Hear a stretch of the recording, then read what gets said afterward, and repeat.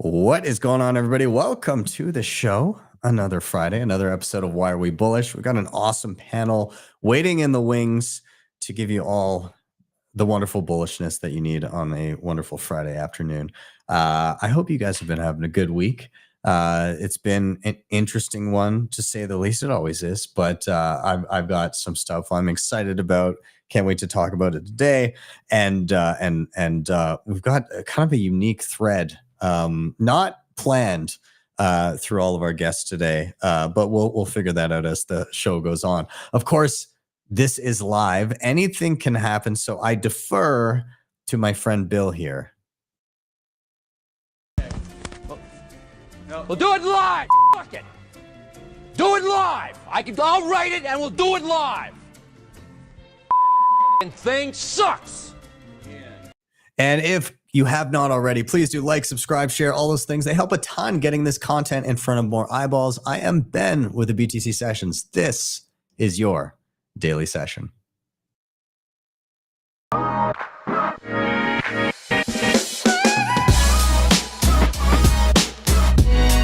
HODL the Bitcoin.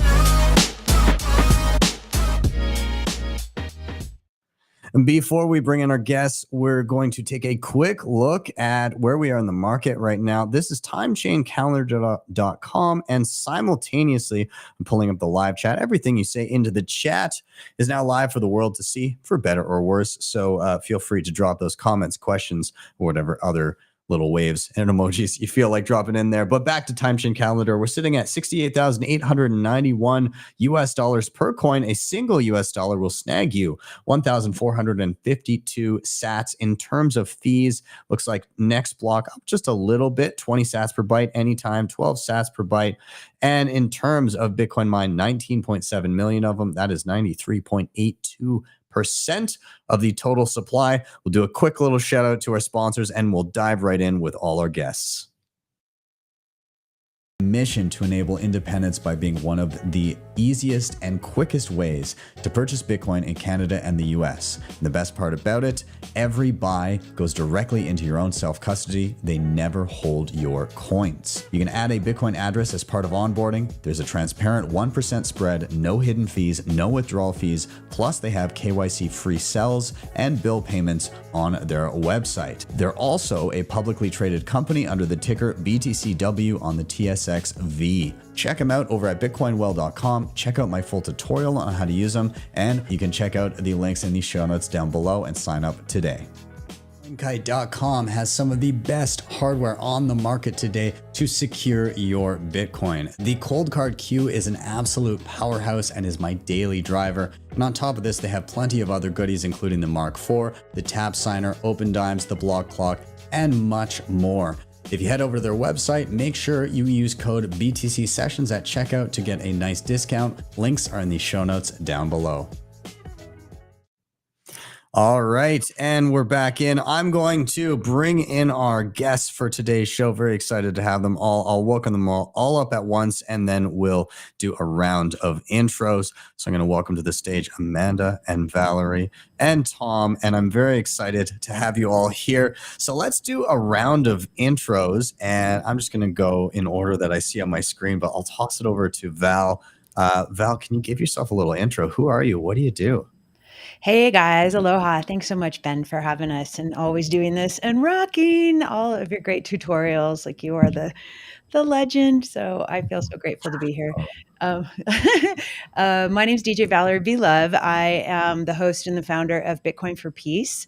And I have a podcast called Bitcoin for Peace. And we're also turning it into kind of like Bitcoin Mentor, but even a little bit different, a top of funnel for Bitcoin consultants and educators all over the world. And we want to, until we have hyper Bitcoinization, we don't have enough educators and we don't have enough consultants and we don't have enough people orange gloving people onto Bitcoin. So we're excited to start that project. And yeah, I'm super stoked. We're also working on a couple other projects, but I'm not going to tell you about them till you ask me why I'm bullish. Yeah, well, I'm glad to have you. Very excited. I can't wait. Well, am I going to be seeing you in person at anything sometime? Are you hitting any events this year? Where are you going to be? I don't know. Are you going to be on the dance floor in Nashville at the after party, the big closing party? I am sadly not in Nashville this year. Oh, well, This you're is gonna my miss. first time missing one of the Bitcoin Mag events since 2019. Oh, Believe it or wow. not. So yeah, no, I won't be there. I will be in terms of stateside. I'll be at Pacific this year. Hopefully I'll be there. Yay. Awesome. Well, maybe we'll cross paths there. Awesome. Well, Yeah. let's also toss it down the line to Amanda. First time on the show, actually first time us digitally meeting, I suppose. So welcome to the show. Let people know who you are, what you do.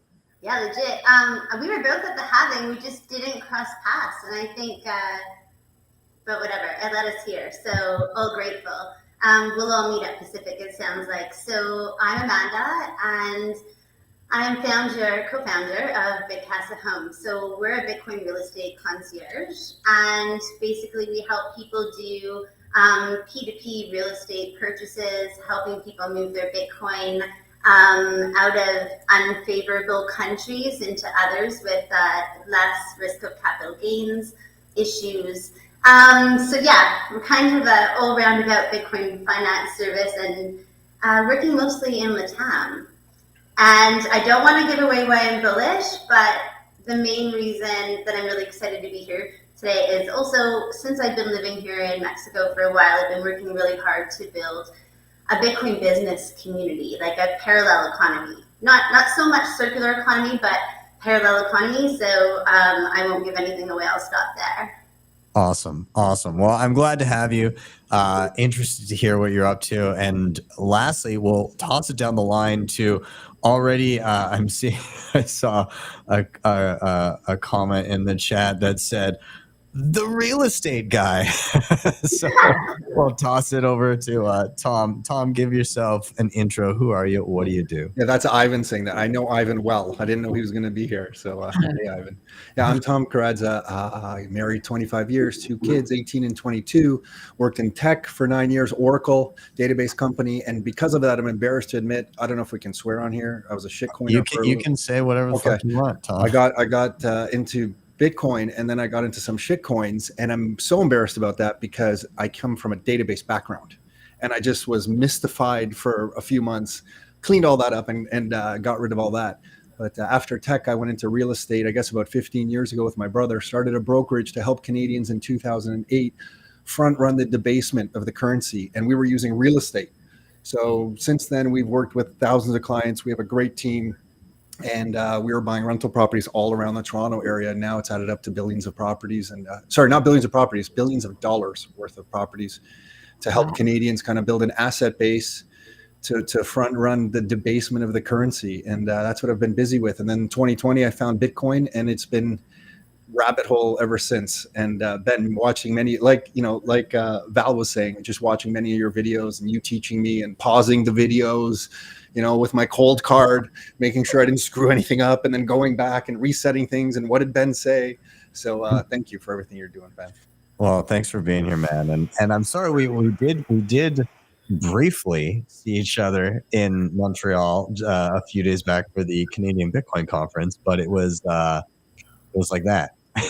Yeah, I got to say hi. Yeah. And then we got kind of pulled in different directions, but we'll be. I feel like we'll be touching base more with each other in the coming months. Either way, I see Benny in the chat. Sorry, now I remember you, Benny. This gentleman came up and said hi to me as we were leaving the conference on that Friday. Ben. So yeah, funny to see to cross paths again like this. That's awesome. Yeah, I think there's a few in here, and yeah, there's a few familiar names. Again, shout out to everybody in the chat that's here. Keep those comments and waves and everything coming down there, and smash that like button and everything. But now that we're kind of through our initial intros, we're going to dive into what the show's all about. So anybody that's here that's unfamiliar, this is Why Are We Bullish? Really simple premise of the show. Each one of us comes with a reason for being bullish, something in and around Bitcoin we're currently excited about. So the flow of the show is, number one, somebody's going to drop their reason for being bullish. That's their chance to rant and get off their chest whatever they're excited about. Number two, all together, we're going to riff on that reason. We're going to discuss, ask questions, comments, go down whatever rabbit holes we decide to go down. And then number three, we're going to rotate to the next person until we've all had a turn. So really simple: reason, riff, rotate.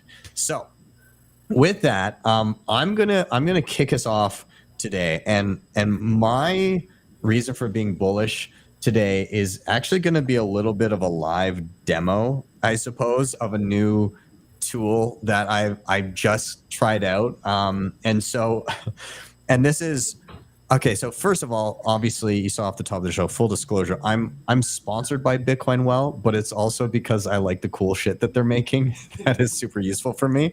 So if you're watching in the US, you'll be maybe unfamiliar with the way some of the Canadian payment system stuff works, but we have this thing called e-transfer where you can send somebody money via email. And so like you can link an email to a specific bank account, and if somebody sends you an e-transfer, it'll just auto deposit into your bank account. So I want to show something. I'm going to share, this is my phone live right now. Okay, so this is my phone, and I'm going to actually open up Mutiny Wallet, which is a Lightning wallet. It's kind of cool. If you haven't tried it, you can install it as like a web app, so you don't need to go through an app store. And it uses a lot of cool things in the background that allow you to onboard to Lightning easily. So this actually applies if you're in the US and you're looking for a replacement for Phoenix since they pulled out. I think Mutiny is a decent replacement for that. Nonetheless, I'm going to send a Lightning payment right now. So I previously you can set up contacts, and you can add a contact as a Lightning address. And so I set up one up top, this little S up top here. So I'm just going to tap on that. And it's sending a Lightning transaction to BTC sessions at sell.btcw or bitcoinwell.app. And what I'm going to do is I'm going to send about, let's say like $35, which is, I don't know, how bad is the Canadian dollar right now? I don't know. That's close to 50, somewhere in that realm. Nonetheless, I'm sending around $35 US, which is probably, in the high 40s for Canadian dollars. So all I'm going to do is I'm just going to confirm send, and I'm going to send off this Lightning transaction. Now, hopefully there's a decent Lightning route, but either way, long and the short of it is I'm sending a simple Lightning transaction off from straight from my Lightning wallet. So off it goes. So that just left, and I just got an email saying that I have money in my bank account now. So that Lightning transaction instantly triggered an e-transfer to my bank account, and I already have the money in my bank at this moment. Whoa. Yeah. That's what I'm thinking. Yeah. So like, okay, so I know I'm gonna get some shit in the chat right now. Selling is not bullish. Selling is never bullish. I know, but sometimes you need to like make a purchase, or you need to do something, and like fiat is hard to escape.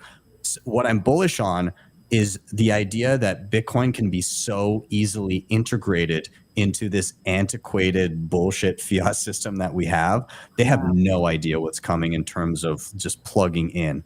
And the fact that I just sent a Lightning payment and got notified and have an e-transfer sitting in my bank account inside of 1 minute is astounding.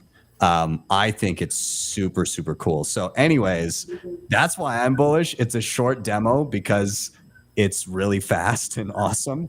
But tip of the hat to Adam, who put that together. He's coming up with some pretty cool things. So it's literally, I didn't even have to log in. I just have the Lightning address, and whatever amount I send to it, boom. Sorry, that was Canada only? That's Canada only. That was going to be my question. Yeah, that's just, I can't wait till that goes cross-border, because we were just trying to send US dollars as cross-border to somebody recently. That would have saved us. Yeah. Wow. Yeah. It's literally like all they. Yeah, actually, you could just say this is my Lightning address for my Bitcoin Well account, and somebody could send you a Lightning payment, and you'd get money in your bank account. Yeah, that's right. So it can come into us. Yeah. Got it. Yeah.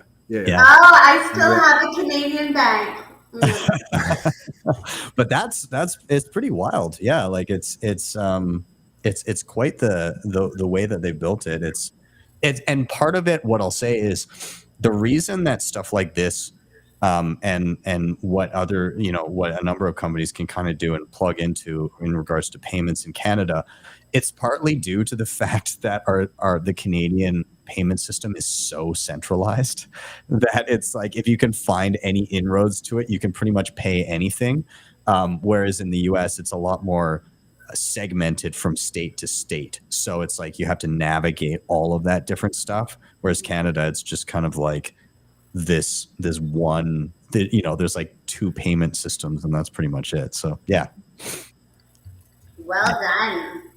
Yeah, it's pretty cool. I don't know, like I wonder if it's going to be more and more difficult to stop, because we've seen a lot of stuff where there'll be some sort of a product or something that finds its way into legacy finance, and then something will get shut down, but then something new will pop up, and it kind of seems like it's becoming whack-a-mole, because Bitcoiners are a crafty bunch. And everybody finds their way to be like, oh, this doesn't interoperate. Like, we'll just build something cool and we'll make it work instantly, like I just demoed, and it'll just be convenient. And I almost think that it's going to get to the point where people are like, why in the hell are you stopping this? Like, look how easy this is. Why wouldn't you allow this to happen? Like, if that were to get shut down, it'd be like, you don't want somebody to be able to send $50 in 30 seconds directly into my bank account? Like, why are you standing in the way of this kind of amazing convenience that gives us this interoperability between systems that the Lightning Network enables? Like, it's amazing. Yeah, it feels crazy when I travel and I come home and I have to pay somebody back. And if they're not a Bitcoiner yet, we're trying to turn them into Bitcoiners.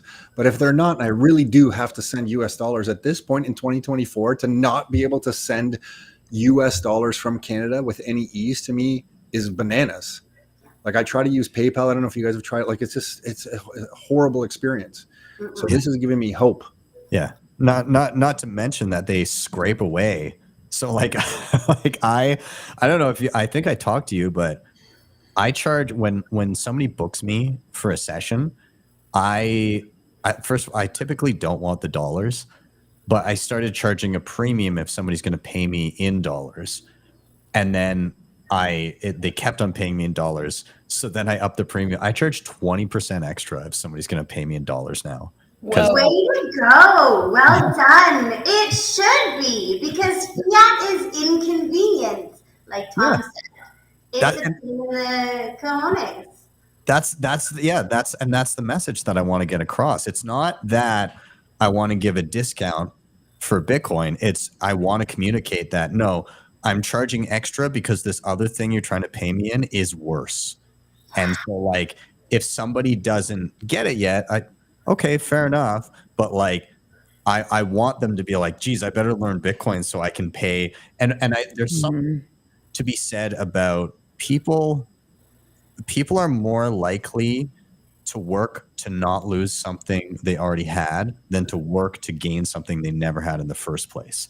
So like, if you see a price and say you see a price that's $100, and you're expecting that price, you're already anchored in that price, and then you get through and it says payments, Bitcoin, $100, and then it says fiat, like any bank transfer, and it says plus 20%, and then a tally with $120 down below. Somebody's gonna be like, I don't want to pay an extra $20. It feels like they're losing something at that point. There's something that plays in the brain where they're like, but now, because of Bitcoin Well, you can tell your customers, just e-transfer and pay me. Yeah, you can. There's going to be so much interoperability where you can just.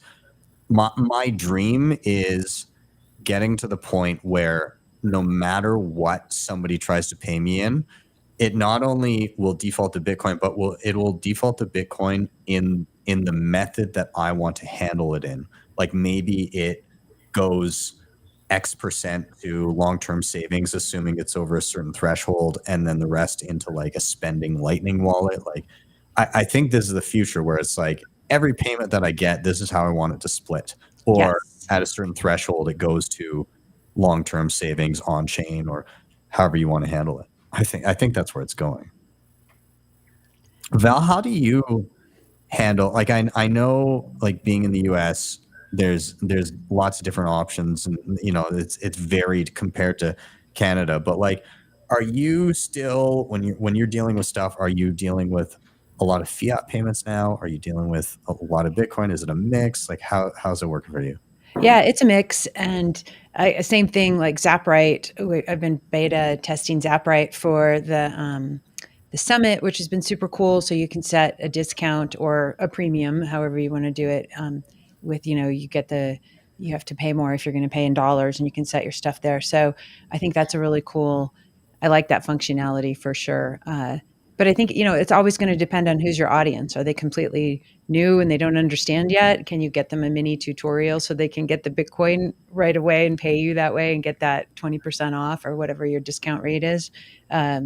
So yeah, but I think, obviously Bitcoiners are always going to want to do that, but we don't want to let go of our sats either. But I think, for me, like, because when I think about, medium of exchange, and a lot of people are like, oh, nobody ever wants to do that. And I'm like, well, every time you're using the Swift system, you're saying yes to that fiat bullshit. So if you do want to start using Bitcoin as a medium of exchange, and like today I'm going to go spend, $100 US worth of Bitcoin. I'm going to go get $100 worth of Bitcoin today, and then I'm going to spend it today. So I don't feel like I'm, losing money or losing my sats. I'm just trying to opt into the system a different way. So I think there's lots of workarounds. Like, how do you guys do that? Yeah, Amanda, dive in. I think when you earn in sats, that's the thing. Like, that's why I'm so crazy about earning in sats. Even when I have a fiat transaction, I request them to please pay me in sats. Because depending on your time preference, even if you have one halving, you can buy a lot of things at like 70% off, which to me is like, why would I use fiat when everything I buy with Bitcoin is 70% off? So because I earn in Bitcoin, it sits a bit different. Yeah, I agree. Val, I just wanted to say, you mentioned Zaprite, and I jumped back on there today. I use it all the time, but check out, they added support for Mutiny Wallet, the one that I was just using. Nice. So I was very excited.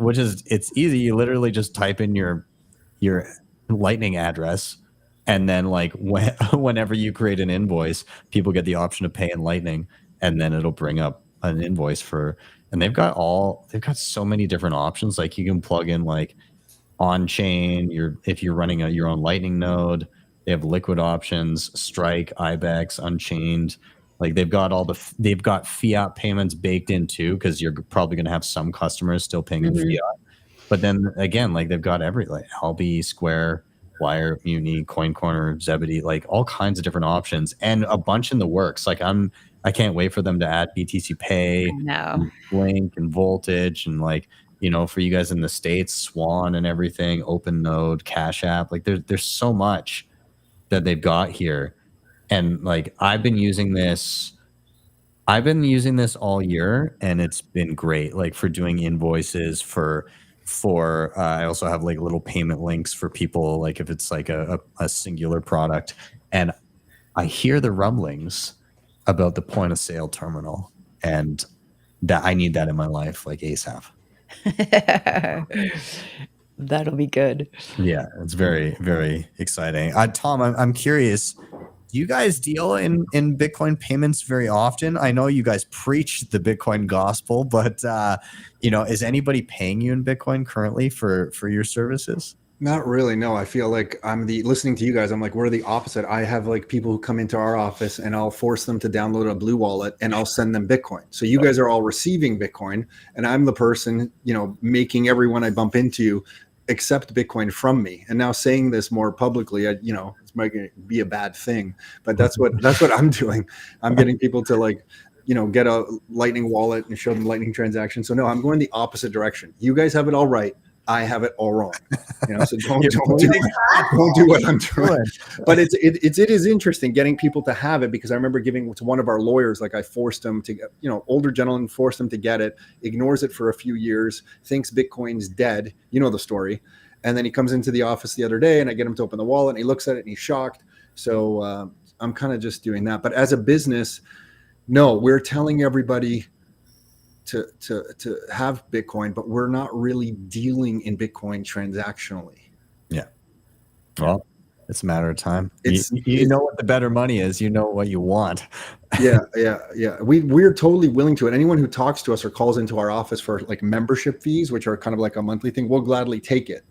But we don't have it like on our website or anything like that just yet. But we will gladly take it. I think we've convinced a lot of people to just hold it. So I'm not sure many of our clients really want to be parting ways with it right now. Yeah. But there are some things, like I've just noticed, like, I don't know, Ben, how your thoughts on the Aqua app there, but that one I really like for explaining things to people now, because you can see the Bitcoin balance, and then you know how right underneath it you see Lightning Liquid. Yeah. And you know how it's labeled like savings, Bitcoin is your savings, and then under Lightning, I think that's like, it says spending or something like that. Spending wallet. I feel like that's just such a brilliant way to communicate Bitcoin to new people. Because they see that and they just instantly think, oh yeah, Bitcoin is for savings, and here's my spending money. I'm going to use these other things. So I think we're coming we're making definite progress. Yeah. But no, I'm sending it out. We're not receiving right now. Well, don't worry. I'll come visit all of the clients. And be like, yes, you should absolutely own Bitcoin, but also you should give it to Tom. We will accept. We will accept. Yeah. That's awesome. Awesome. Well, it would have saved me. Sorry, Ben, now that you're saying that, like today I made a Lightning transaction to a person in Germany. So we're saying, but all of this talk is just like, I have family who grew up in Croatia. They went through hyperinflation in the 90s. Like I have so they lost their currency completely. It does, and a currency collapse in the 90s, and with my family there, it doesn't affect people who don't have money, because you don't have money. It doesn't affect people with assets, because generally they get their assets back just denominated in a different currency.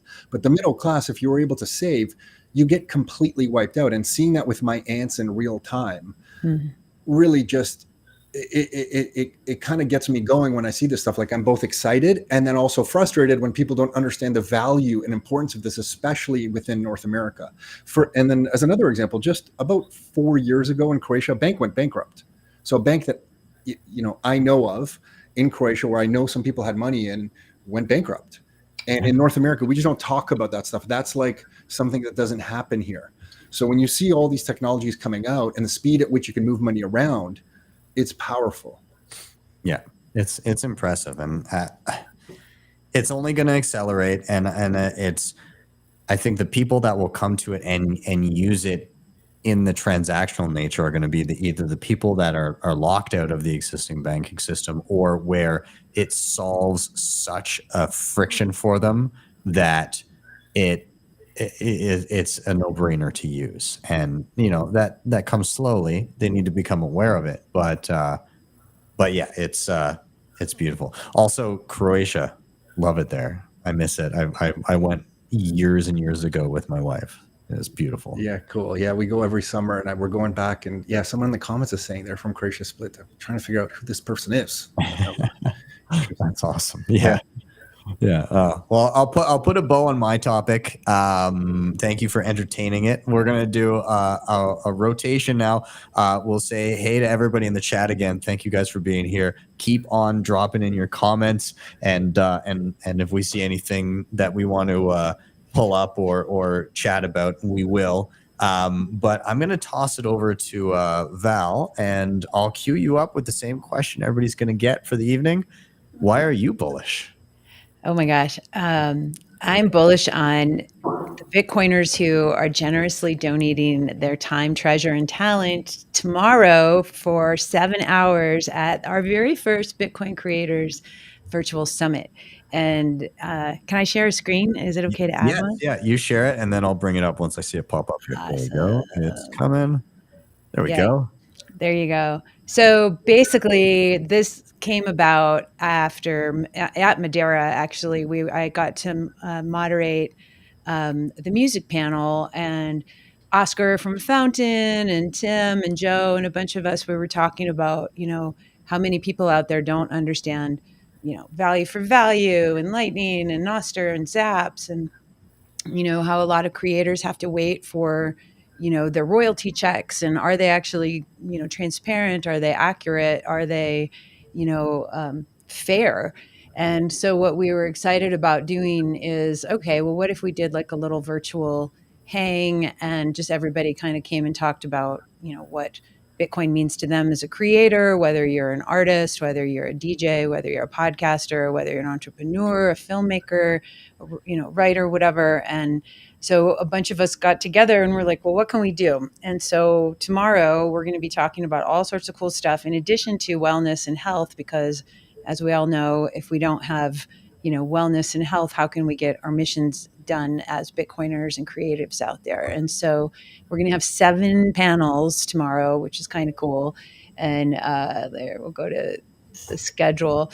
So it's going to start at 11 a.m. Eastern. And so it's just great. So I hope you guys can show up. It's all value for value. It's donation based. And the whole intention is really to, bring new people together and also bring, current Bitcoiners together. Because, obviously, as we all know, every day there's something new happening in Bitcoin. And how do we keep up with this tool or that tool? And, Ben is obviously legendary at trying to make sure that we understand all this stuff. But there's also, just so much going on. And I don't think any one of us could actually, really cover all the bases. So we thought, well, what if we all joined forces and did this? So I'm really excited. We've got over, I think, 100 people registered so far. And our goal is to, really cross-pollinate and get on other people who are excited about, adding a little bit of censorship resistant ability to their content. We're going to have some folks talking about Noster. We're going to have guys talking about the tools. We're going to have remember Tip. I don't know if you guys saw Tip, She's any awesome. of her performances. So she's going to be at the very last panel. But she made a post. Oh my gosh, it was so crazy, you guys. She did a post a while back, and it showed her creative process, like her vision and how she did everything and organized her song and how she organized the visuals. And it looked like, you're just like, what the fuck, dude? And it was so cool. And I'm like, okay, you got to come and talk about your creative process, And so I think it's just so cool for people, to get inside each other's, workflow. And I'm so excited, to have so many of us sharing, because there's no one right way to be a creator. There's no one right way to be a Bitcoiner or an activist, an environmentalist, a healer, an entrepreneur. And obviously as Bitcoiners, we're all decentralized. We don't have a CEO and a company, and I think it's cool for us to be able to come together, in virtual space, because obviously we get to go to conferences, which is awesome. And I get to hug y'all, which is my favorite, but we can't always make it to conferences. And you think about new Bitcoiners and people who are curious, they're not going to Bitcoin conferences. So we need to bring it to them. And so what better way to get like an amuse-bouche, a little buffet, a tasting sample plate of all the different ways to jump into Bitcoin than bring it to them virtually and let them, watch it from the convenience of their home or whatever. And so we're just taking donations, value for value. So we have to practice what we preach to kind of see, how does this work? How are we going to do this? And our goal, like what you were talking about earlier, Ben, is having the splits after every, transaction comes in. We're trying to figure out, and this is part of what some of the devs are working on. There's Prism splits, and we haven't gotten to set it up and let it work properly. But our goal is like anybody who donates, via the channel, we want all 40 of the speakers to get splits instantly into their wallets, and so that's what we want to be doing going forward, right? So whether you're making a film or a piece of music or a podcast, it would be great, obviously, to have that instant settlement, instant, cool, I get. And so we haven't figured that out just yet for the show tomorrow, but any tips, any tricks? Like, do you guys know? Like, none of us have been able to figure it out. So I Let me think know if we can do that. in the Nostr realm, if I'm not I was going to say mistaken, same, yes. I think there's a way. First of all, I don't know if you knew, but do you know you can stream? Have you plugged into Nostr for streaming from Restream? Because I know that you're familiar with. Zapstream, yeah. So we're live on Zapstream right now. Are you on your channel there? Yes. Me too. Yes. Yes. I just tested it out this week. I'm like, oh, cool. We're going to play with this. Will you yeah. be doing the event on Zapstream then? Yeah, the events. Yeah, the Oh, event. so we can roll zap you on there. Totally. But so like, like obviously with like, so Podhome FM is who I use for my podcast. So every episode I could go in and I can do like, okay, Ben's going to have, 20% of this splits and and I can donate some to OpenSats and Bitcoin for Peace, get some, whatever. So if anybody's zapping through Fountain and any of the podcasting 2.0 apps, it'll go straight to their wallets. But I haven't figured out how to do that with just a straight up QR code. Yeah. On screen. So if anybody knows, that's In Latin America, we all use Blink, and Say it we have again? a pay code on Blink. Let me pull it up. Do any of you guys have a Blink account? I don't. Like they I just pull do. Blink out of our country. Yeah. Okay. Yeah. I Everyone don't know who else has this, but you can go on Blink and do receive. Oh, it won't show. Sorry. I But can. this QR code is, you can actually print this pay code and use it 21 million times. But does it split to 40 No. wallets at the same time? If I send you 100 sats and I say I want it to go to 40 wallets, I can't answer that. yeah, I think that's our next step, because think about it. So this is what we're also talking about with, do you guys know Lightning Piggy? The guys who are rocking Lightning Piggy, loving it, right? And so, back in the day when I, was married, I saw my ex-husband's, our nephew, grabbed the credit card from, his mom. He's like, I'm going to go buy some game points. And I'm just like, and this was 20 years ago, and I'm like, why are you giving your kid your credit card? What if he goes, jacks it up and, the whole thing? And I'm like, wouldn't it be cool if we had something where, the kids had like their own little, debit card, credit card kind of thing. But then, anytime they got money in it from allowance, it would automatically get divvied up into however the allocation you want. And I call it the 5 discs, because donate, invest, spend, college, and save. Not that college is useful anymore for most professions, but this was 20 years ago. But I'm like, if we can overlay that on Lightning Piggy, you can overlay that on our own individual ways of operating business. There's certain business, models that say, okay, cool, pay yourself first, right? And so every time you get, $100 in, it's automatically going to go to certain accounts and operating accounts as a business person. And so I think there's a huge use case for this. And I think there's a huge use case, like, again, when you're producing music, when you're producing a film, when you're producing anything that has more than one person who needs to get paid, it's a great opportunity to like get money to them faster. And at the business level, we could use, sorry, Val, you're getting me excited here, because we could totally use it in our business. Like the sales team will take a big brunt of commission in, but there's a big support team behind them. Yeah. And we do different things to try to incentivize everyone in the team. But if in real time through commissions that were coming in, some of the rest of the team could get hits of sats coming in real time to see and reward them for their efforts. For us as just a business, that would be absolutely huge. Yeah. So I mean, if that comes, you got to think that's going to be inevitable. But to me, that changes our business, because we're always trying to bridge that gap. But if the marketing team and the content team and the administration team, transaction teams, all getting pieces of this in real time, and if it could be throttled or adjusted pretty easily, wow. So yeah, it's so important. I know I'm working with a client who's got a farm stand, and she had to turn her whole farm into a closed private membership model because she's getting sued by the health department for selling unwashed eggs at her farm stand. And so she said, fuck you, and closed the doors, but only made it membership model. And so now everybody's there, but she's got different vendors and different farmers that put their products and services on her farm stand. So we're working on this same solution. It's like, how do you go when you've got 5 different vendors or 5 different farmers at the checkout? So instantly when you swipe and you pay in Bitcoin, X percentage is going to go to the farm because it's they get a commission for being a consignment, but then whatever those payments are that are supposed to go, they go instantly to every farmer. Like, that's exciting. And so we're trying to, you know what I mean? And so think any shopping cart experience when you have a checkout, right? You want it to be able to go, cool, I'm in my Amazon, just whatever. You've got 10 things that you checked out with.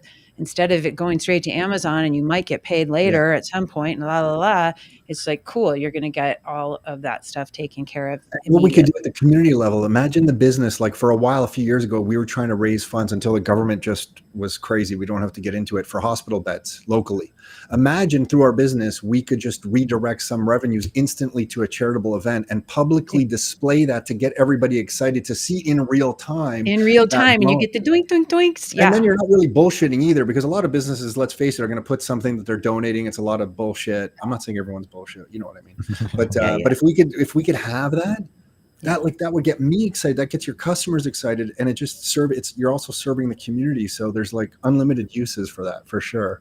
It's fun. And you think about any kind of nonprofit fundraiser, for an example, they do these the thermometer of like, yay, we're reaching our goal, and it's it's paper, and it's kind of it's like kind of cool because you can do auctions, you can do all these little battles in real time, and when people get drunk at these fundraisers, they want to be the one swinging the big checks, and so on screen and everything keeps going up and the wallet fills up and people get excited and everybody celebrates and confetti goes. It's great. So we there's Bitcoin mercados, and markets popping up in Bitcoin communities all over the world. Something like that could be legendary. Totally. Well done, because instead of having to orange pill 200 vendors or whatnot, you really just have to hit the market and everybody gets sorted. Yeah, like Chief Monkey with Plebeian Market, those guys are working on it. And so my client, is working with him trying to figure it out, because that's what they're doing at Plebeian Market, and so so the brightest and best are on it. I think it's just a matter of time. I think before feels like it. Yeah. Oh, that's pretty cool. So so that's what I'm bullish on, you guys. And so even if you can't make the summit and you want to get the recordings, and we're going to have all sorts of extra little cool things. And we've got some people who weren't able to attend on panels. And I know, Ben, next time you're going to be front and center. I know you've been traveling like a madman. I would have been there if not for the fact that I am on dad duty tomorrow. Daddy duty. So I gotta make sure that I'm spending time with the kids, and the missus is doing a shift. She's a nurse, so she's working at the hospital tomorrow. So I'm on solo dad duty tomorrow, and as confident as I am on doing one or the other of those things, both at the same time will only serve to ruin your stream, I promise. Yeah, no, don't do that. Yeah, you're just focus on those beautiful children. And but anyway, just people, if you guys want to sign up, you can go to bitcoinforpeace.org/summit. And we've had people donate 2 sats, and we've had up to $500 US donated also. I was like, whoa, thanks guys. Wow. But even if you can't make it, we're going to make everybody who registers, you'll get access to all the recordings and all the other goodies. So we want to make it for everybody. So don't feel like you have to sit there for 7 hours on a Saturday and watch all of us. Yeah.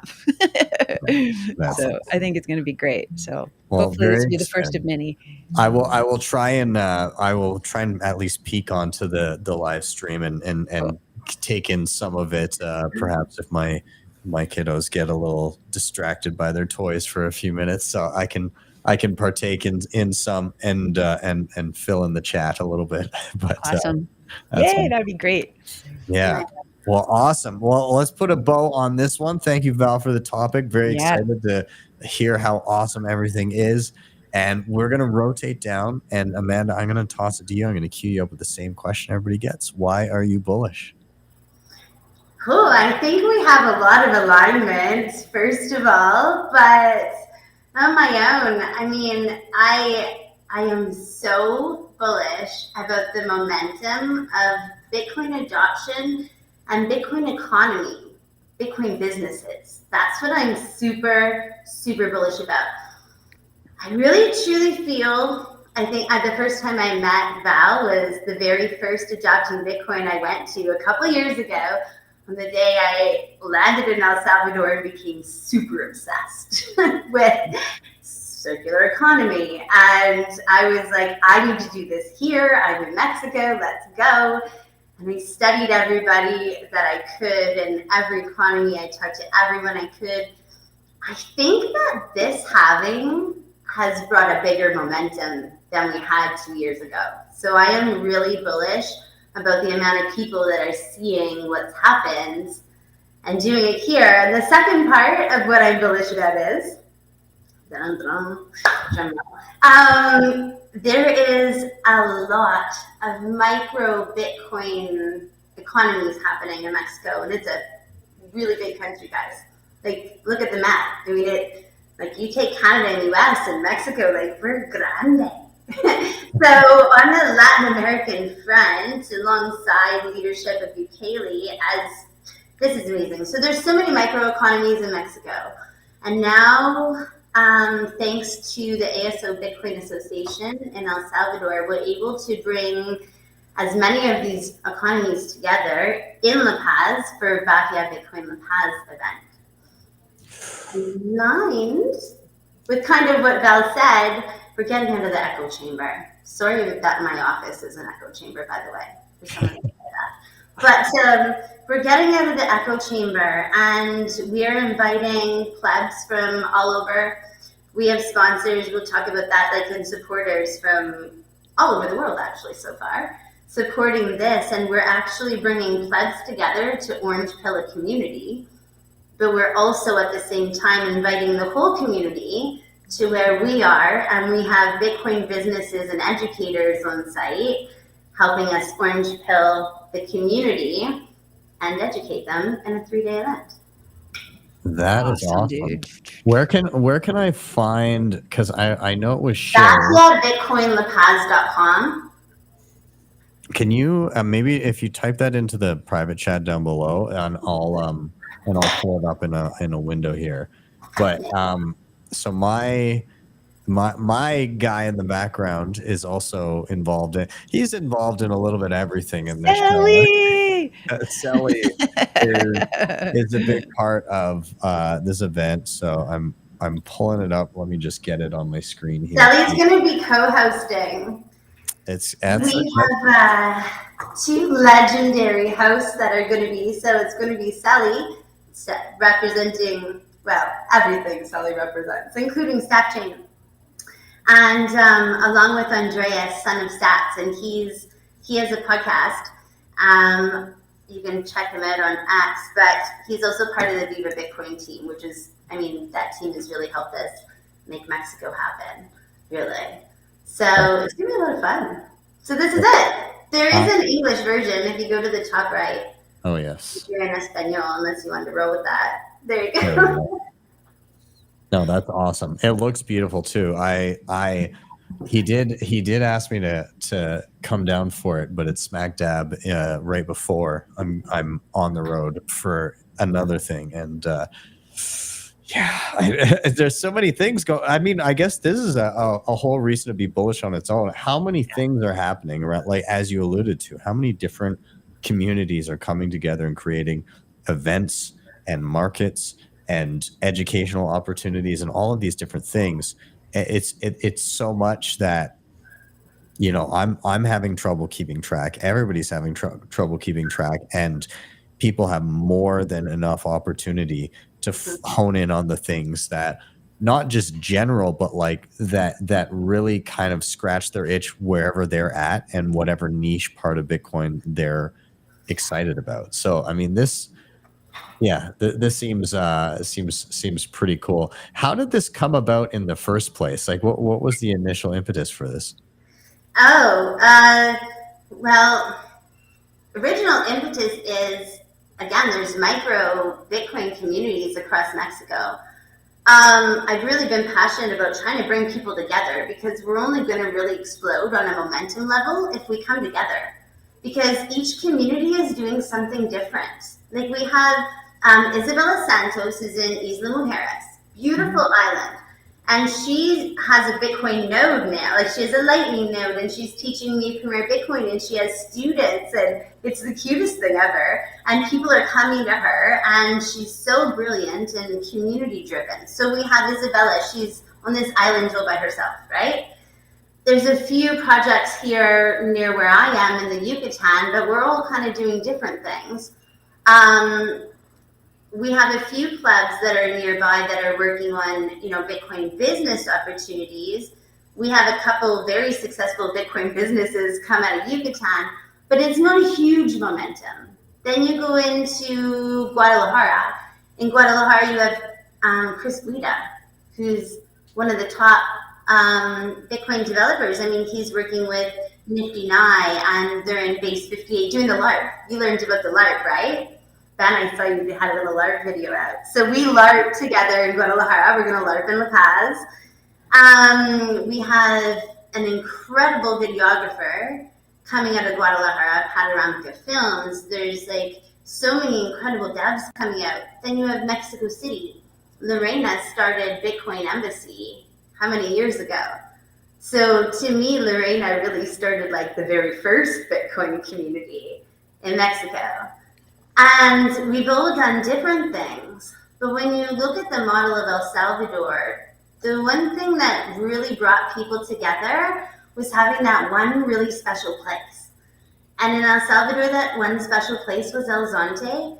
I really thought where I lived was going to be the special place. Like literally my heart, really, I'm still kind of adjusting. But honestly, I went... after the halving party, during the halving party, I didn't realize that I had said to somebody from the ASO, I want to do what you're doing in Mexico. I didn't know who I'd made that statement to. And then I got to Mexico and was told, show me what's happening in Mexico then. So I did. And then a couple of days later, I got a message, okay, we'll be there in a few days to check it out. Whoa. Okay, so Sally knows all that story, I'm sure. And there we were, bouncing across Mexico in like a few weeks span. And when we got to La Paz, I was like, whoa. The momentum of the business community for accepting Bitcoin there, and how special this place is. Plus, not far from there, there's like a very cool citadel happening in Baja California. I know you've been invited to. And so like there's a lot of cool things. And when we got there, business people were actually coming to us to learn about Bitcoin. And we actually missed 2 or 3 days worth of flights. We kept missing flights because more people kept showing up. I want to learn about Bitcoin. I want to learn. So we're like, this is Amanda, how was that happening? Like, why was there such momentum like that? I still have yet to decide the whole sureness, but I think it's because they're so close to the border of California and Tijuana, Ensenada, they already have a dual currency, the US dollar and the peso, right? So for them, so they're already thinking in 2 currencies. Another parallel currency is no drama. Whereas when you have Mexico City, Guadalajara, Merida, like, it might be a little different for Isabella. She can speak to that herself, but it's, I think that might be the one, is because there's a lot of expats. They live a natural life, and the business community, they're like the Bitcoin heart. You know how in Bitcoin business, we don't say, oh, that's my IP. Like, get away. I can't tell you why or how I made this work. That business community is that way. Like, they help each other, they influence each other. So there's a lot of sharing, right? Wow, because I'm in a community where they need to lead by example, and it's slow to make the proof of work. That is different. So they're coming. And I mean, we have Athena Bitcoin. Athena is bringing in the very first ATM.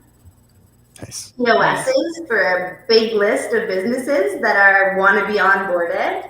He's going to be there, like they're going to be there days before we arrive, listing it all up. We have Heat Mine, who's actually, they're customers of mine at Bitcasa Homes. I believe, Ben, you have a Heat Mine unit. I don't have a heat mine. I wanted to ask if you had one. I heard you were sent a version of a Heat Mine, and I was like, well, it's summer. I don't know if you're using it, but I built so one. they're supporting us in an amazing way. Yeah, I built one, but I don't have a heat mine. I've not tried that one, but you should check it. Okay, go on. I bet you he'll send you one if you ask him. Because you are in Canada, it gets awfully cold, so you get your butt down to the tap. it does freeze here often.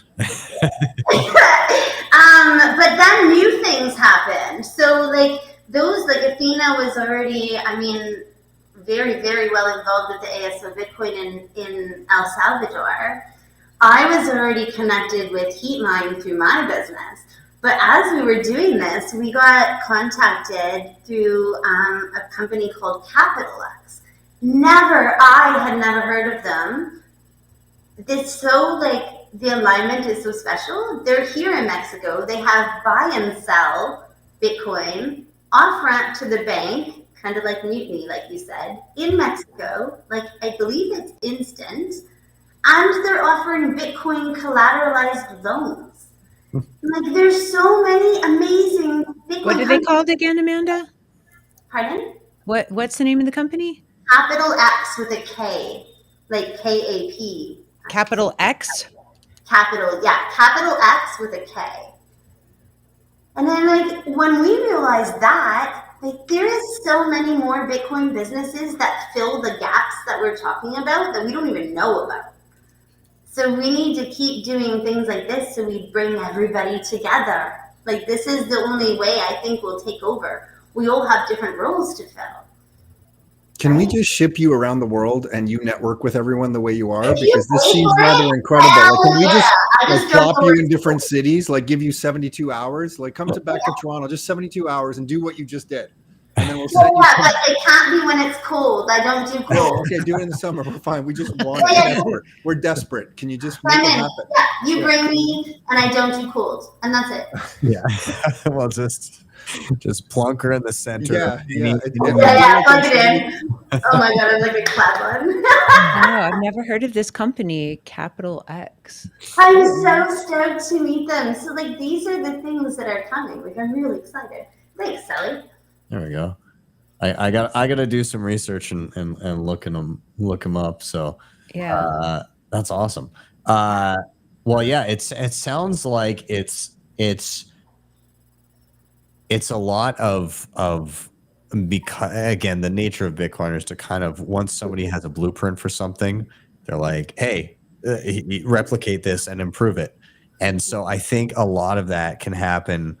And once, like El Zonte kind of gave a bit of a blueprint to other local kind of communities to grow like that. And people have taken that and run with it in various places. And again, you get educators like the people at Me Premier Bitcoin. I saw them shouted out in the chat earlier from Operation Bitcoin saying that they're changing the world with their education. Absolutely. And so they've open sourced their whole curriculum and said like, hey, take this, use it as you will. There's all these initiatives. And even, I get people that reach out to me, hey, can I use your videos for whatever? Or can I translate your videos and put them on my channel? Yeah, absolutely. Just take it. Go ahead. That's great.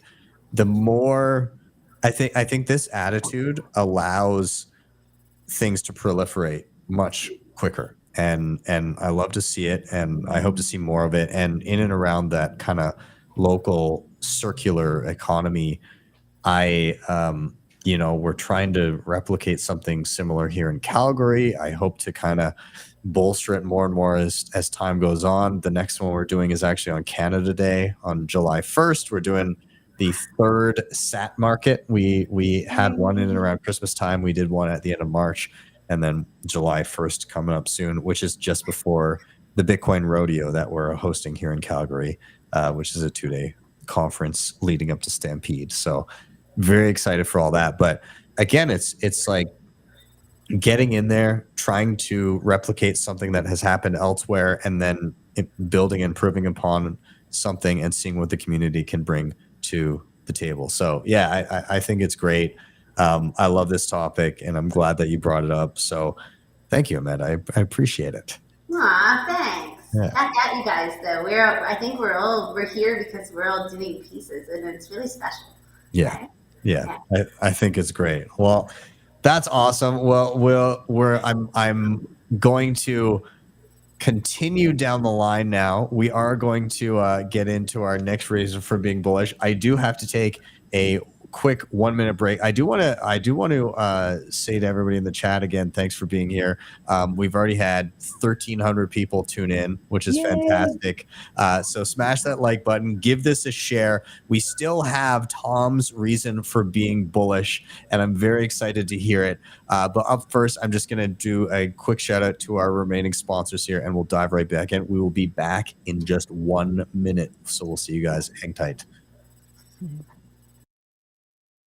Multisig and inheritance planning, it's hard to beat NUNCHUK.io and their Honey Badger program. On your mobile device, they allow you to set up a full multi-signature vault, and once it's done, you have baked in inheritance planning so that your Bitcoin gets to your next of kin if anything should happen to you. On top of this, the entire thing can be set up with devices like the Tap Signer, the Cold Card, and plenty more options. And the whole thing can be done without KYC. You don't need to give up your personal information to have it set up and working for you. You can check them out today over at nunchuk.io. When it comes to peer-to-peer trading and lending, instant self-custody, and no KYC, HODLHODL is the place to be. You can sign up with just an email address, and once you're there, you can start browsing offers immediately, whether you're looking to buy and sell or whether you're looking to lend or borrow.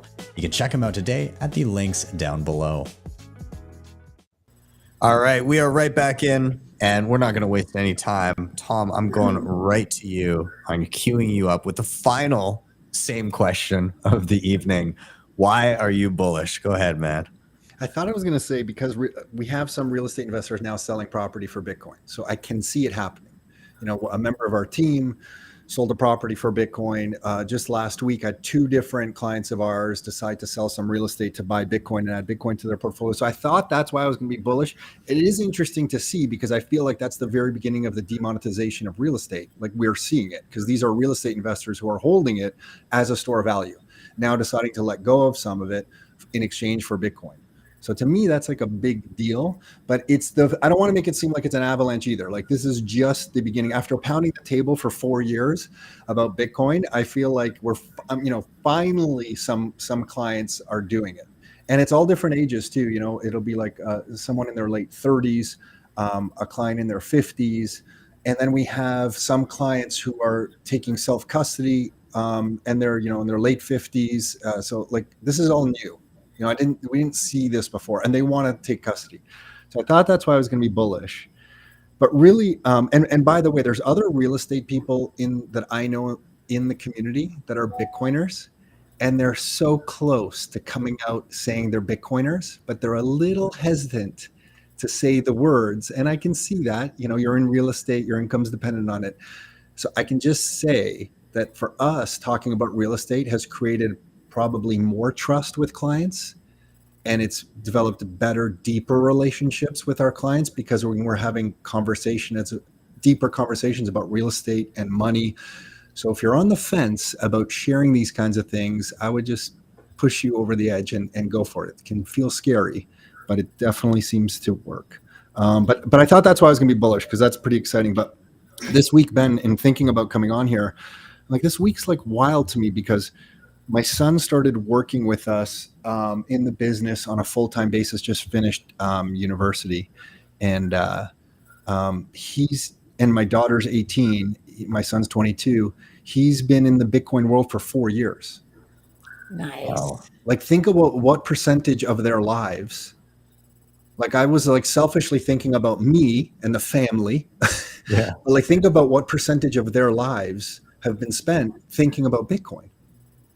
Wow. Like it's 20% of my daughter, it's over 20% of her life already. So we have another generation coming up and they're just talking this language fluently. Yeah. Like this isn't like what are sats and how does this work? Lightning address. They're asking, what's your lightning address? How do I do this? Oh, do we have this yet? What's happening? Like, to me, having that generation coming up native almost to Bitcoin is bullish. So, and hope that it gives them for the future, because now I can have conversations with both my children about, hey, we can store the value that you're creating in something that's going to give you a better life going forward. You don't have to be an armchair economist. You don't have to be a quasi real estate investor if you don't want to. You have this ability to store your time and your labor in something that is immutable. And this to me is bullish as a father. So to me, and because it changes the frame, like now they get to think about the future differently. Offer value to the community, earn value, save in Bitcoin. My savings don't get destroyed, so I don't have to worry about what I'm going to invest in a TFSA account in Canada and like RRSPs or 401ks. And it's like a nightmare, right? So to me, that just makes me super bullish. The second thing is, guy in the parking lot of our office walks by me. He's like, hey, I think I saw you online. You're like this weird real estate person that talks about Bitcoin. I don't, but I think we have something in common. So this guy, investment advisor, for over a decade, then went into private equity and commercial real estate.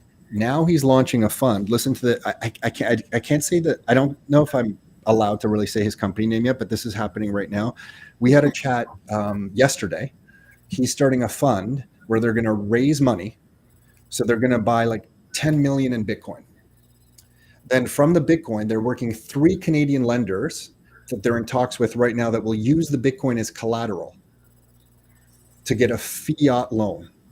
So if they have 10 million, think about how we've reversed roles here. So Bitcoin's the collateral. They get a fiat loan. So 10 million, they get a 5 million fiat loan. They're going to buy a multi-unit residential real estate property. Combine the two together and launch this fund. What this allows him is he can talk to some investor clients, and now it's not a Bitcoin thing. He can talk about, we're doing this real estate investment. Here's the fund. Under the hood, he's using Bitcoin, kind of like in a mini Michael Saylor sort of way. And now we have people having conversations where, like, Amanda, you're having conversations, Val, you're having amazing conversations. And now he's having conversations to investors who would never have such a conversation. And it's just like this little detail under the hood that Bitcoin is kind of serving.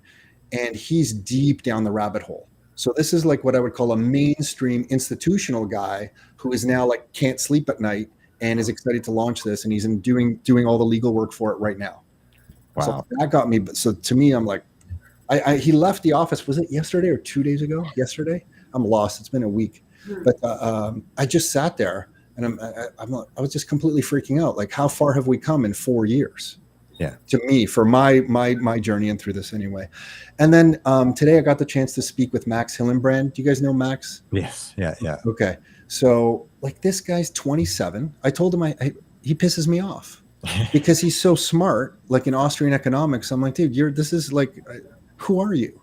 He's like 27. He's spewing Austrian economics knowledge, recording this stuff. We're going to share it as a podcast.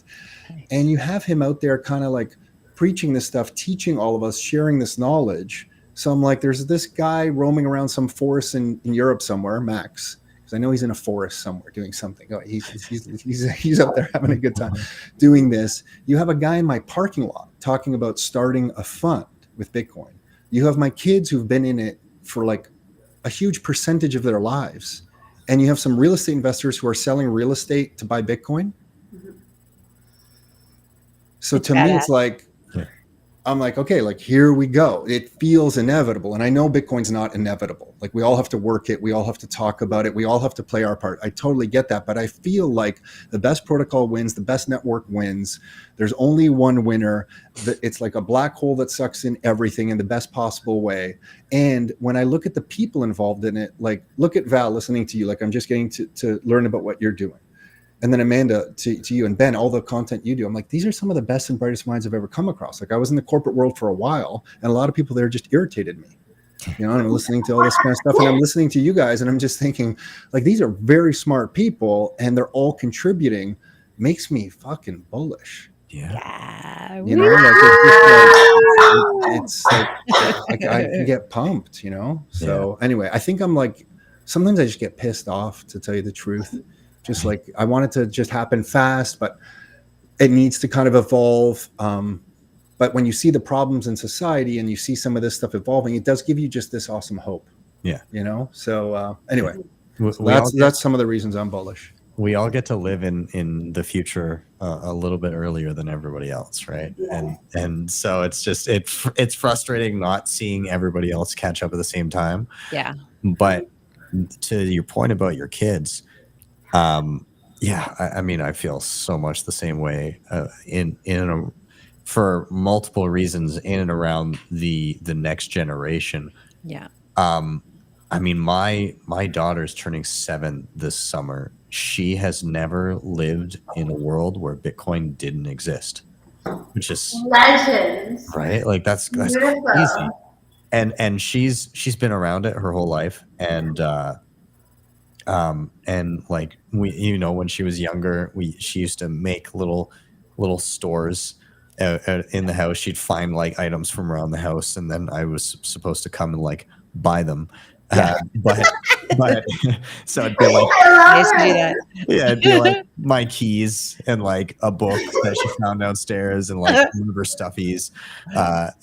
But then I was like, oh, this could be fun. And so I took the iPad and I put a Bitcoin wallet, or like a Lightning wallet on it. Nice. And then I got her to like type in how much she wanted to charge, and she would like hit the button, and then I'd pull out my phone and I'd pay, and she'd get the check mark. She'd be like, ooh, yay. And like, you bought your keys. Yay. Congratulations. That's so cool. And so like she got used to the idea of like, okay, well, this is something, familiar. And then the whole family went to Madeira for the conference. And yeah, the kid zone. They had the kid zone there. The kid zone was the best. I saw the photos. That looked amazing. It was my favorite part of the whole conference, was the kid zone. Yeah. That was in their plan. I mean, they had, if I'm not mistaken, they had like Jack Mallers and Dorsey go and like do a little chat for the kids in like a tent. And which is like obviously the kids are like, who are these guys? But like the fact that these like heavyweights of industry are just like, yeah, cool, we'll just like go chat with the kids about Bitcoin. And they had all this programming for them. And then they also had like for like really young like toddlers, they hired nannies and everything so that like families could attend these things. And like these kids are going to grow up and not just the kids that are going to conferences, but like I was just in El Salvador. They did a high school graduation. I sat across through a rotation of high school kids that I had to quiz on not just Bitcoin, but like monetary knowledge before they graduated. So like it was like me using a translator on my phone being like, what is inflation and what causes it? And then them actually being able to put together a cohesive answer afterwards, which like is more that I could say for myself and 99% of my graduating class from high school. Yeah. That's right.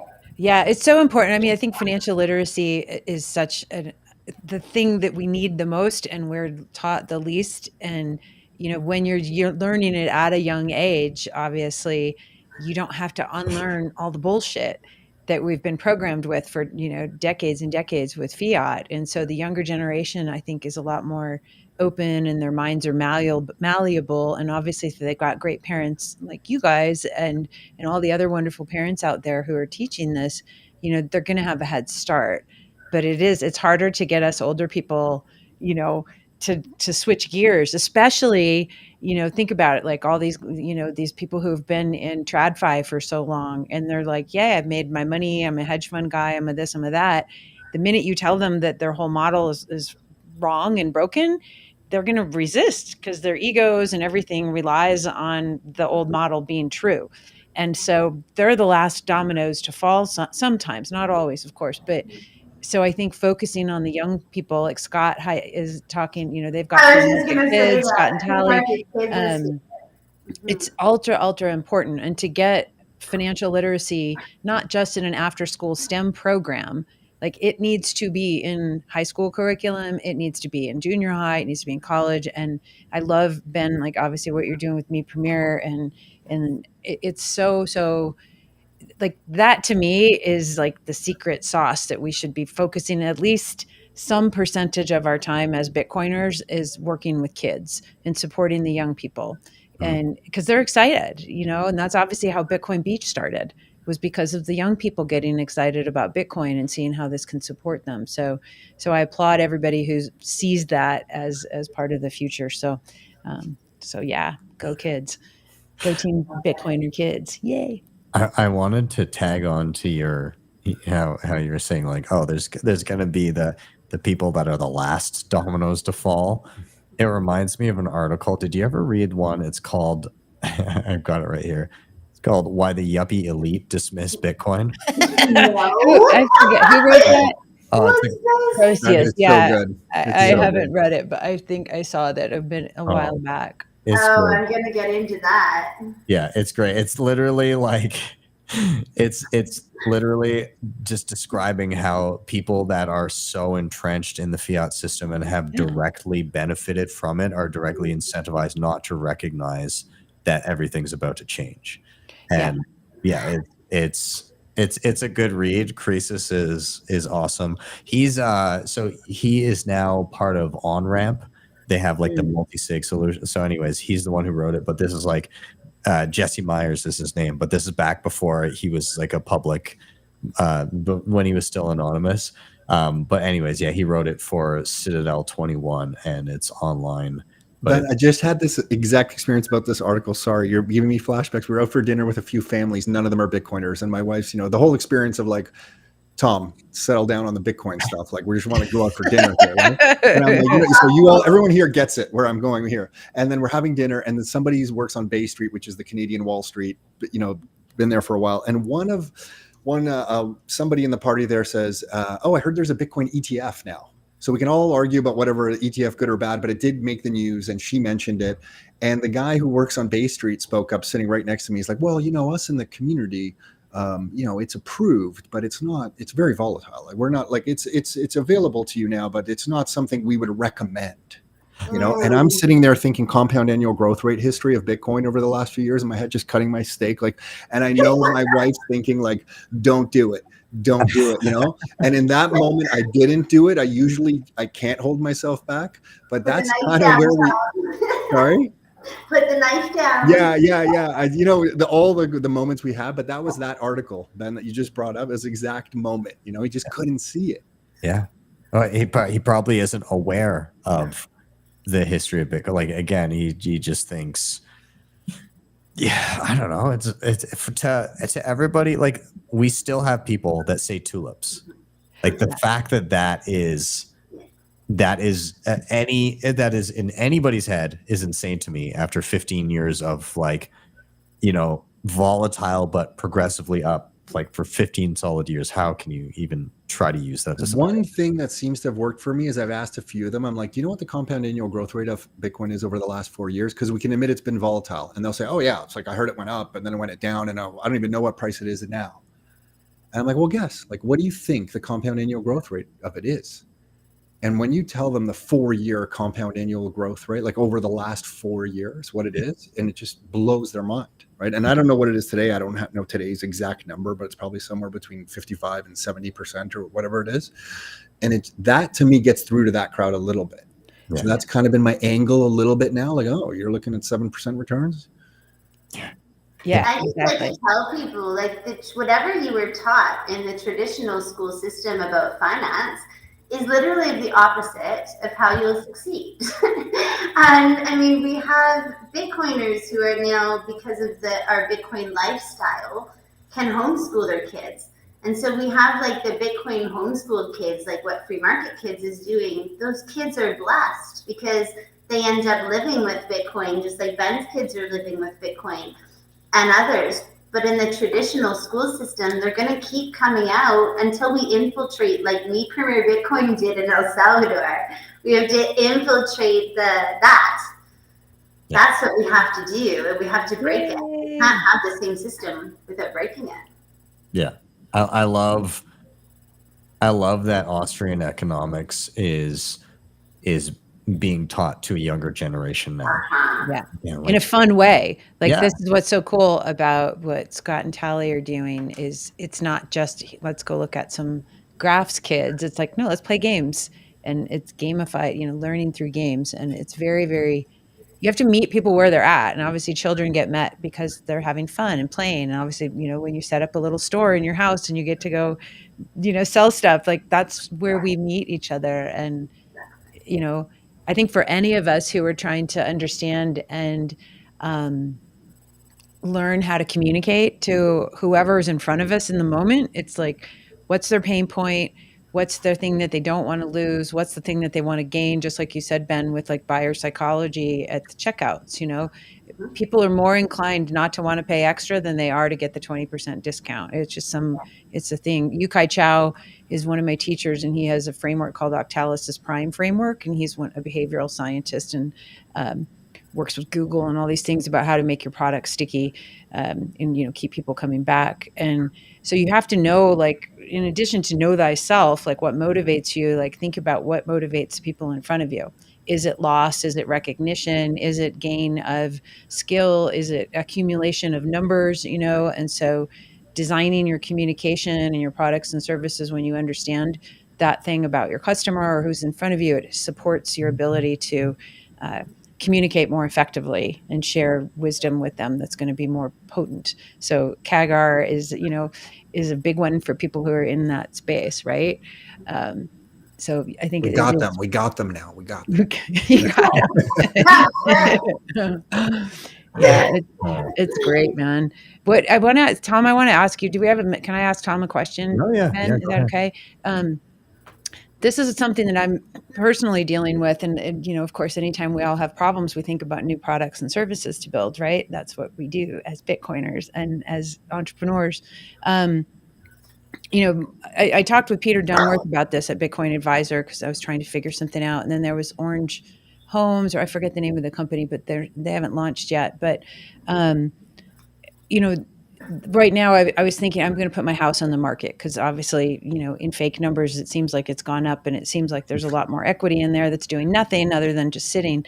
And I want Bitcoin, but I don't want to sell my house, you know? And so I was wondering, like, could we do like, and I don't have a ton of cash flow to go get me, you know, another, a HELOC or a home equity loan. And I have a really low mortgage rate because I was lucky when I got it, you know, years ago.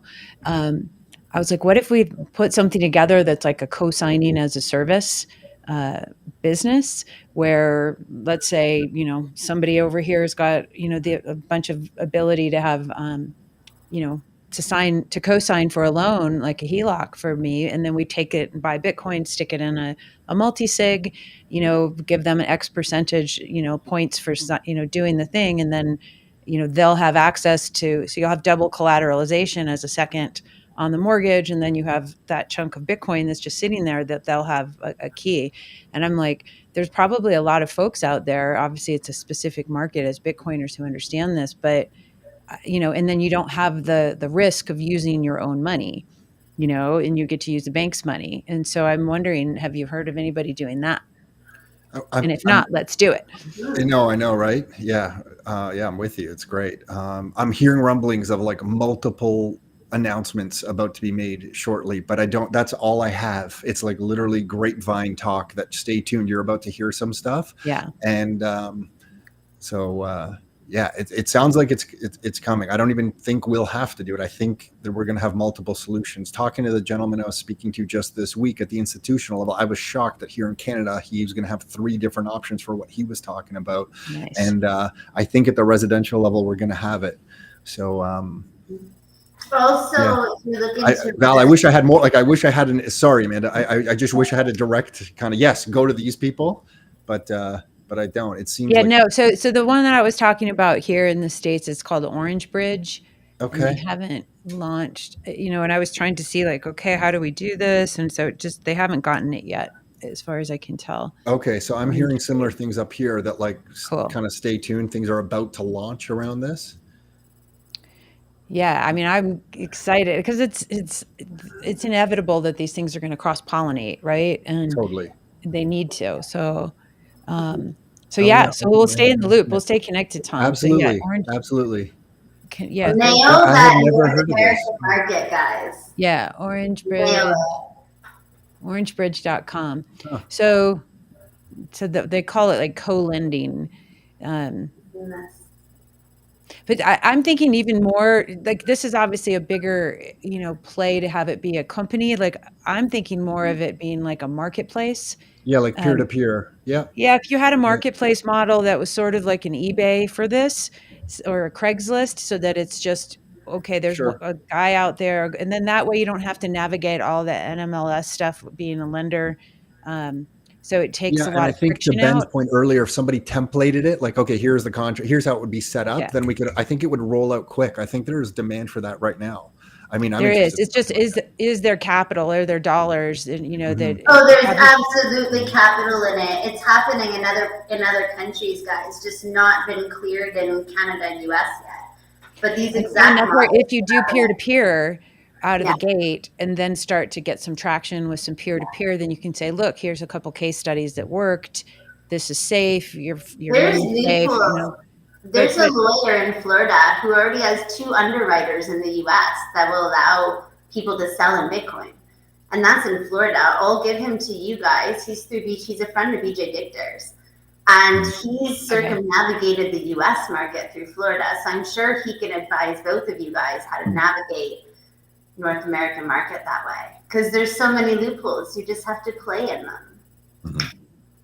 Yeah, I'd love that, Amanda. If you could, that'd be great. Yeah, I will. I'll send you his name's Charlie. I'll send it in a bit when we're finished up. Because you guys, I think, will have a good time with that. Hoseki. Who's Hoseki? No say. I do not know. I've not heard of them. Hoseki. But the truth is, what Tom spoke to you about real estate, most of the world's GDP is tied up in real estate. So when everyone in the world, and this is happening in Dubai in a big way as well, all overseas, when we move that into Bitcoin, it's finished. There's no more fight. We win. There's that Hoseki thing that I love it when Pood in the cereal brings useful information for all of us, which he often does. PITC. And the best idea to name his cat or her cat, who is this Hayek, to force conversations. Like, this is brilliant. Yeah. Oh my god, I love it.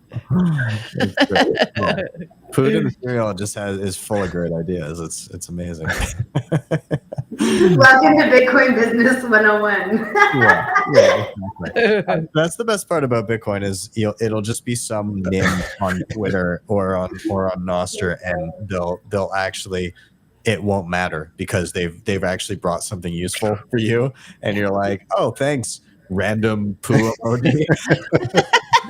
It's not hoarding IP. Like, we all have so much to do. It's like, please go forward.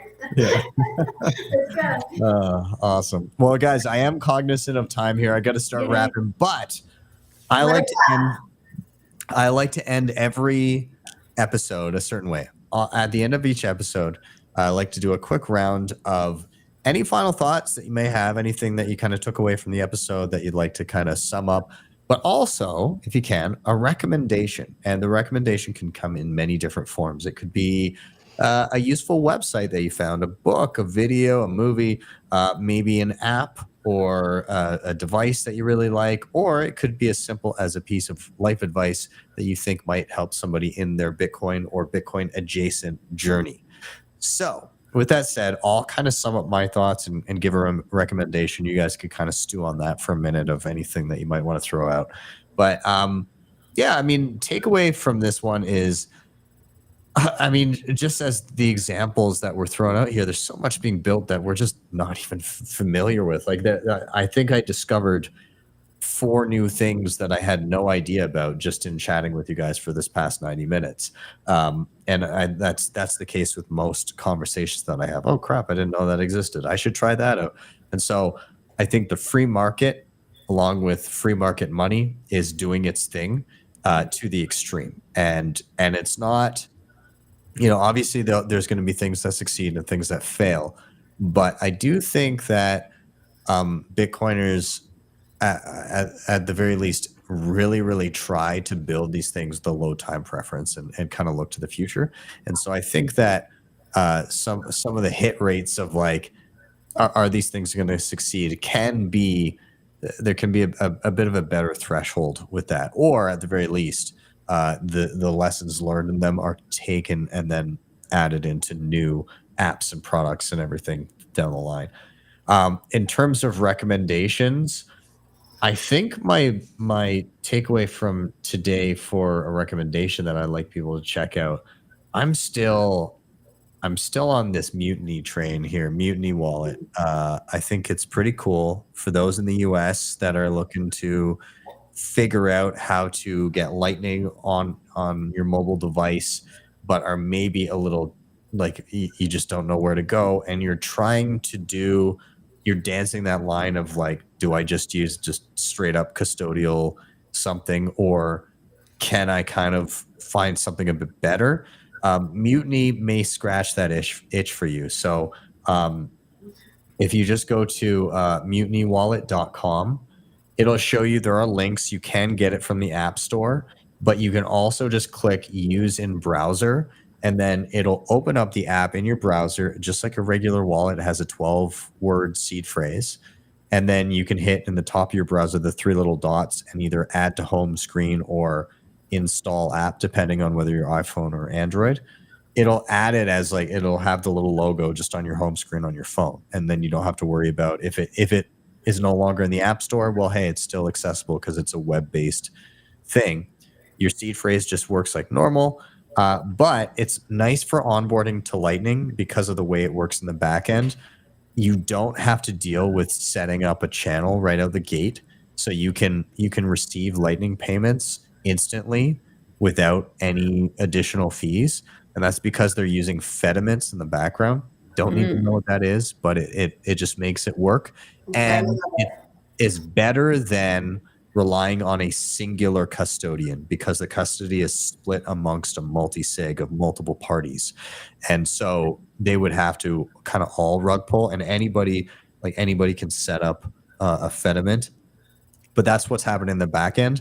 And then there's a simple button. Once you kind of build a big enough balance where it makes economic sense to open your own Lightning channel, there's a button that says swap to self-custody, and it will make your own Lightning channel, and you'll have it direct to your own Lightning node on your phone. So it's like this, I think it's a pretty elegant bridge that never relies on a singular third party to fully custody for you. It relies on kind of this distributed Fediment model. And then when you have enough to actually matter, you can swap to self-custody in a single tap.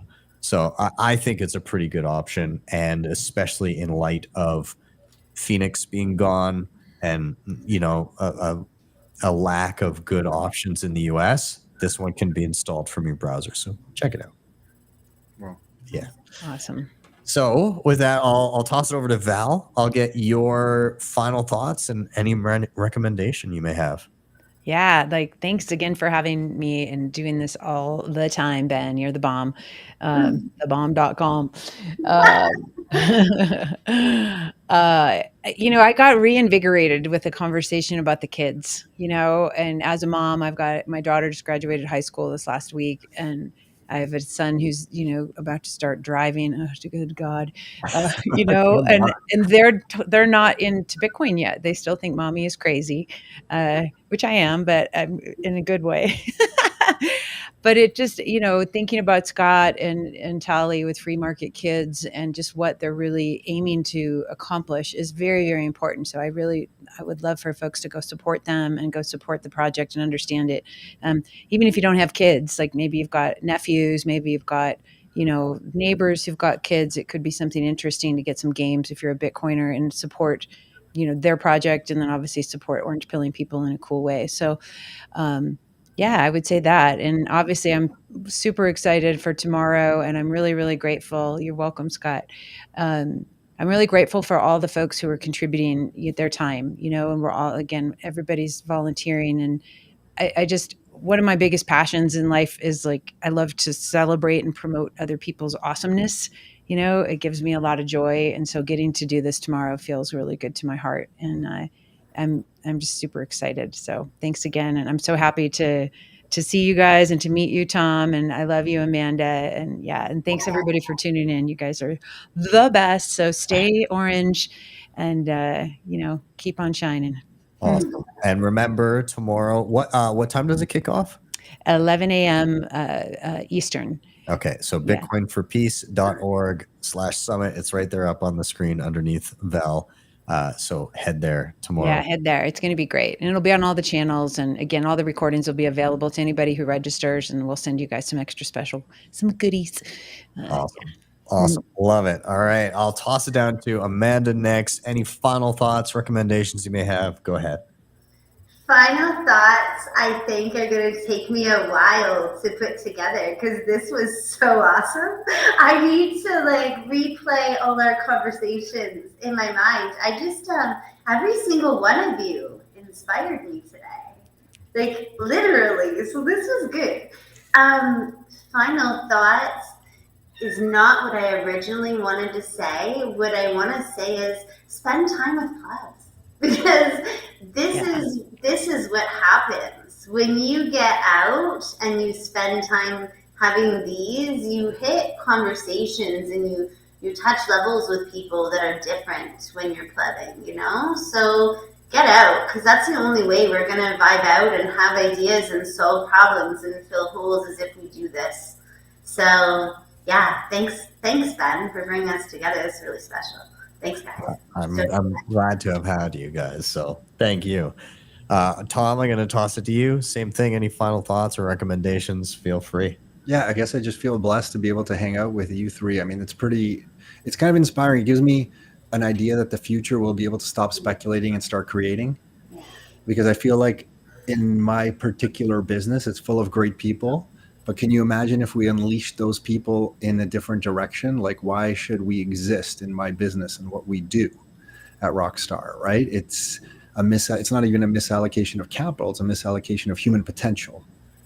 And I feel like Bitcoin's going to bring that back. And it gives me a lot of positive hope for what we're going to see in the future. Because if we can release all this mind power to focus on creating value instead of, hiding from debasement, it's powerful. So that gets me pumped. And then just to leave everyone with something, I think, Amanda, something you said, I had a younger person in our office say that they didn't really want to go to Bitcoin events and they were a little bit introverted and didn't, and they recently went to one and they made some great connections and got deeper understanding. So I just kind of want to piggyback on that, get out there and network and, Val, good luck with everything tomorrow. That seems like a big thing you're pulling off there. And Ben, thank you for the YouTube videos. And Amanda, it sounds like a great event. So if you're able to participate, just participate in these things, get involved. I love it. Well, thank you guys. This has been awesome. Friday, way to start a weekend. Yeah, hell yeah. And I mean, there's been just over 1,800 people that have tuned in. Wow. Yay! Thanks, everybody. So yeah, hell yeah. Thank you guys for being here. Everybody that's been in the chat, thank you. Especially the hot tips from Poot and the Cereal. Poot and the Cereal. Love that. But I love a little yellow in here. Yeah, exactly. Love to see all you guys in here. So again, make sure you give everybody a follow. All their handles are in the show notes as well. Yay. And thank you guys. You're welcome back anytime. Have a great weekend. Thanks, Thank you. Ben. And thanks, Sally, for getting us this all See you together. tomorrow, love. I'll be there. All right. Thanks, you guys. Thanks. Yeah, see ya. See you guys. Have a good Aloha. Yay. All right. And everybody stick around for just a moment. Thank you guys for joining again. Make sure you smash that like button. Give this a share to anybody you think may find it useful. And of course, subscribe to the channel if you have not already. That always helps a ton. I do want to give a shout out as well. Tons of stuff going on next week. Make sure you tune in, because we're going to have more tutorials, the news show. We got Why Are We Bullish next week as well. I am going to be doing some more travel. So next Friday, so we're going to have an early Why Are We Bullish next week, because next Friday I am flying to Norway. I'm going to be there with Alex Gladstein for the Human Rights Foundation, the Oslo Freedom Forum. So I'm very excited about that. And then I'm heading straight from there to BTC Prague, which is just it was amazing last year. I'm so excited to be back. If you want to check out either of those things, just go to my website, btcsessions.ca. There's an events page. You just click there and it'll let you know where I'm headed next. And, you know, if you're going to be bumping into me, just let me know. I'd love to see you. And there's more from there. I'm going to be, there's many things coming down the line. So I'm going to be adding in a few things here coming up towards the end of summer into the fall. So you can know where I'll be there as well. Also, want to give a shout out to my latest venture. We've been doing spaces 3 times a week with my new company, Bitcoin Mentor. You can find them just by clicking the booking on my website. It'll take you to bitcoinmentor.io. And so with these guys, what I've been doing is I've been doing one-on-ones, booking directly with people to help them through if you're going through the tutorials on the channel and you can't quite figure it out and you need some additional hand holding. That's what I was doing, one-on-ones. Turns out there were more of you than there were hours in the day. And so I had to put in some work, and I'm very happy to have put my head together with my co-founder Mike, that's also from Calgary with me here, and we put out the word and said, hey, would you like to come with us and be Bitcoin educators? We had 350 people apply to be educators, and we whittled it down to only 16. So we've got a team of 16 people. They're absolute legends. They're doing spaces Mondays, Wednesdays, and Fridays, I believe at 3 p.m. Eastern time, to answer all of your Bitcoin questions in a big forum. But also you can reach out to them and you can book them for one-on-ones over at bitcoinmentor.io or just on my website by clicking the booking page. But they can help you through everything: wallets, hardware, multisig, running a node, Lightning, Liquid, Fediments, you name it. They'll be able to help you out. So huge shout out to them. And I'm super stoked that they're doing all the spaces. That was their own initiative. We got a bunch of educators together and they're like, yo, we're going to start doing this. We're going to do this. And they're pumping out killer, awesome content. So be sure to hit them up. But anyways, guys, I'm out for now. Thank you so much for being here. Have a wonderful day or evening, wherever you may be. I'll see you guys next time for your daily session.